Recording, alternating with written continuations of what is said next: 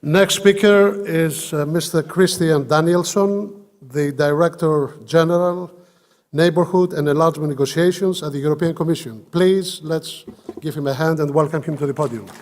Thank you very much for coming, sir. Thank you. Great pleasure. Great pleasure. Great pleasure.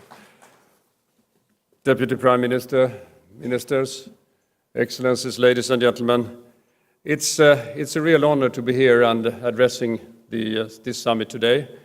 And the timing, location, and occasion to discuss enlargement perspectives in the Western Balkans couldn't be more appropriate.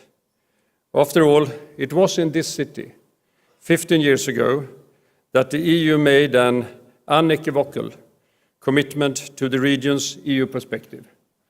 And there, Greece played a leading role. Greece has a history of being a stabilizing influence in the region.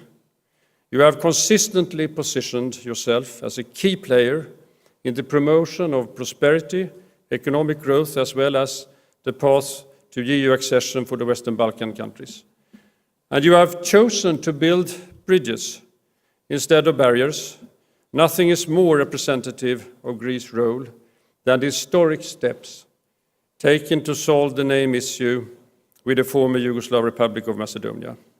And despite the sensitivity of the issue, you have managed to set an example of reconciliation and good neighborly relations. Ladies and gentlemen, 2018 has already proven to be a pivotal year for the region.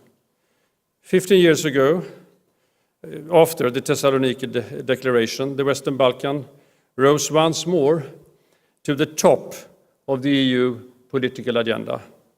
In February, the Commission adopted the Western Balkans strategy, a framework through which we are supporting real progress, reform, and change in the region. And in May, there was the EU Western Balkans Summit in Sofia.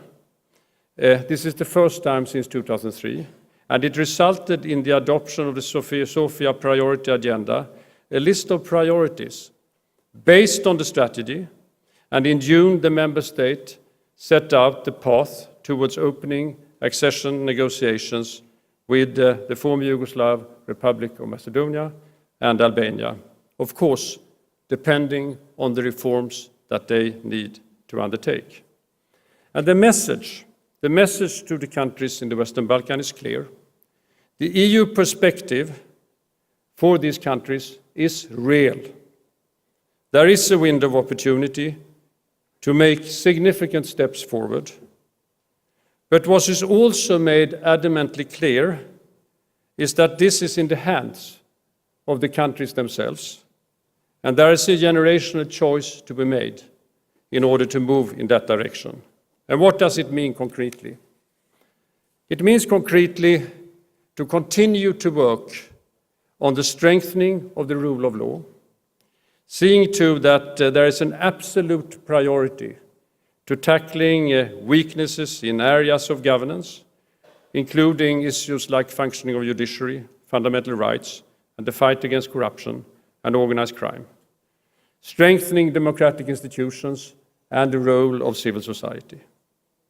Secondly, there is the need to continue to take on the economic reforms, seeing to that the business climate becomes even better, addressing issues relating to the state-owned companies, or for that sake, the access to finance, addressing issues also when it comes to, in that context, anti-corruption measures and issues relating to that. And there is the issue of reconciliation, which of course for these countries is difficult. But it's also clear that that needs to be addressed in order to make real progress forward. We made it adamantly clear in the strategy, and it was repeated in Sofia, that outstanding disputes between the countries must be solved before they enter as members of the European Union. And it is by overcoming the legacy of the past that there are the huge opportunities can come forward to the extent that they are there, and that's why it's so important. Now, that is the deal, so to say. What we also made clear during this year is that there is going to be strong support, political support, but also in terms of concrete action. And let me just highlight 6 of those areas. It is about support for the steps that are taken when it comes to rule of law, and that is what we see happening now on the very ambitious reforms undertaken, for instance, in Albania when it comes to judiciary, with strong support from the EU, but also from member states. It is the issue of addressing the issue of security and migration, where we also support the country strongly, and we are in the same boat when it comes to addressing those issues, be it fight against terrorism or be it the issue of the migration challenge in general. It is the issue of socio-economic development, where we will go in from the Commission side, but also with member states, supporting the countries when it comes to education reform, or for that sake, other reform efforts on the social side of the countries, and there are a bit of challenges to address. And there is the issue of connectivity, with huge investments underway in the countries concerned, but also with the support of the EU when it comes to transport, when it comes to energy, or for that sake, when it comes to digital. And that's another area where there are huge efforts now to support the countries in building up a modern digital framework. And there is the issue of reconciliation, where we will continue to work and help to overcome issues. The best example is the efforts being made from the High Representative Vice President Mogherini in helping Serbia and Kosovo to address their outstanding issue. But it's also about issues such as binding together through youth exchange and other exchanges between the countries concerned. So all of that is well underway, and that will, and that's the link to the summit today, that will let loose the substantive potential for economic growth we are convinced that is there. And what we have seen so far is a determined effort from the countries to go in that direction. We have seen substantial reforms being taken place over the last couple of years, and I would argue that since this new momentum within the EU context, we also see a momentum of further reforms in the countries concerned. And this is essential because that will be the element that will also make it possible for them to more easily move forward in the path towards Europe. And in concrete terms, of course, what we are going to discuss today in terms of economic cooperation, foreign direct investments into the countries are going to be essential in that context. It's not only the reforms as such that are essential, but also to see that they are followed up by an economic development that goes in the direction of more prosperity and more growth. And here there is, looking on the figures, there is a substantive potential. The average growth rate today among these countries, I think, is somewhere around 3 to 4%. According to the World Bank, this could be doubled if the right circumstances are there. And that would, of course, have very positive effects, not only for the Western Balkan countries as such, but also for the countries that are closest, Greece, for example, but also beyond in terms of the EU as such. The regional cooperation between the countries is going to be essential in this context. When I speak to those who are investing or plan to invest in the Western Balkan, what I often hear is that it would be very good if the market of the 20 million could be there and it would be easier to work from one country to the other. And that's why we are putting such an effort now to support the countries in setting up the regional economic area, where the objective is to see to that the free trade of goods becomes a reality, which is not really the case today. If you take, for instance, agriculture products and try to export from one to the other, it's very difficult, and that is probably true also when coming from the outside. Where we try to also to help them, and they are on that track, to look into the investment regulation that exists and try to see to that becomes more of a common investment regulation, something that is understandable from the outside and makes, therefore, foreign direct investment more easy.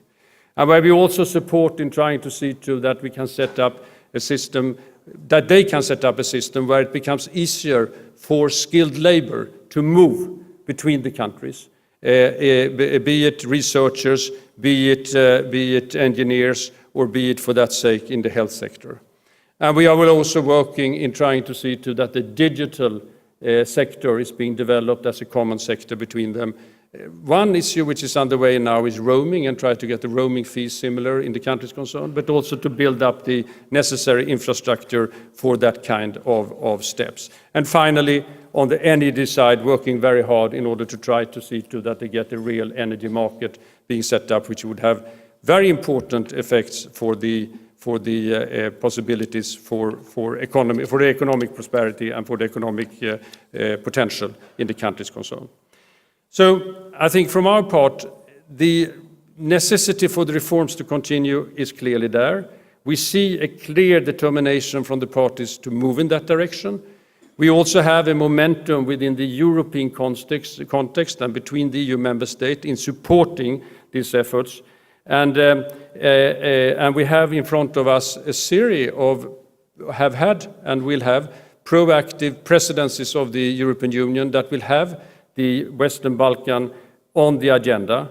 We just had the Bulgarian, we have the Austrian right now. We will have the Romanian, who has put it very high up on the agenda, and we have the Deputy Prime Minister here today, who I'm sure is going to point out the importance you're going to attract to it. We have the Finnish one coming, and we have the Croatian presidency following, which all of them also see this. So the window of opportunity is clearly here right now. And my message today is probably that we need to see to that this momentum, which is now there, that one is being maintained. And that is something that is a responsibility for us who are on the side of the Commission or in the public sector. But I would argue that it would be very good if the private sector sees the opportunity and perhaps also takes the risks in order to move ahead and seeing to that the economic potential that it's there is really being used to its utmost. So much has already been achieved over the past year and beyond. And what we now have to see to is that the coming years becomes a success for the Western Balkan, for the broader region of Southeast Europe, 50 million consumers, and for, of course, the EU as such and the European perspective for these countries. Thank you.